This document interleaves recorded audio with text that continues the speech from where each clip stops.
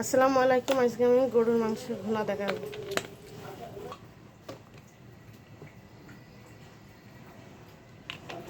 আমি এখন পেঁয়াজ কুচি দিলাম, পেঁয়াজ কুচি, রসুন বাটা, আদা বাটা, জিরে বাটা,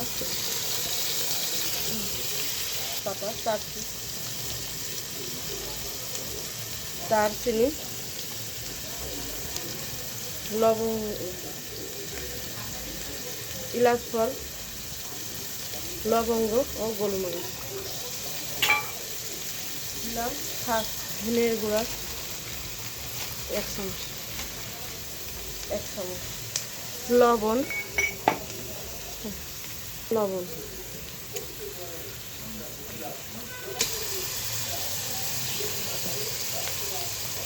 1 চামচ হলুদের গুঁড়া, মশলা কষাতে গুঁড়া দিয়ে মশলাটা কষাতে হবে, মশলা না ধরে নেবে। সামান্য পানি,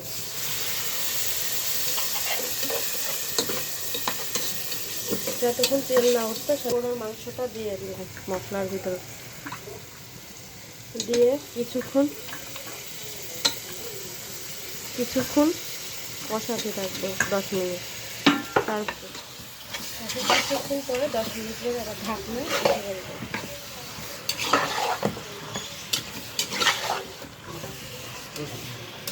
কিছু তারপরে ঢাকনাটা লাগবে।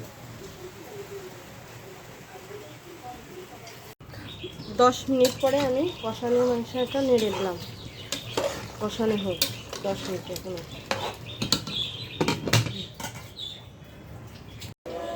আধা ঘন্টা পরে আমি আসলাম আবার এখন কষানো হয়ে গিয়েছে। এখন গরম পানি দেবো ঝোলের জন্য। কষানো হয়ে গেছে, গরম পানি দিলাম ঝোলের জন্য। শেষ রান্না। পরে আবার কিছুক্ষণ পরে আমার গরুর গোশ রান্না শেষ। আমি এখন জিরে গুঁড়াও দেবো। শেষ কমপ্লিট আমার গরুর গোশ রান্না শেষ। গরুর গোশ ভুনা। গ্যাসের চুলাটা এখন ডুবিয়ে দেবো। রান্না শেষ আমার গরুর মাংস দিয়ে। আমি এখন জিরে ভাজনা গরুর মাংস দিয়ে দিলাম। আমার গোশের মাংসের কালারটা কেমন হয়েছে আপনারা দেখেন।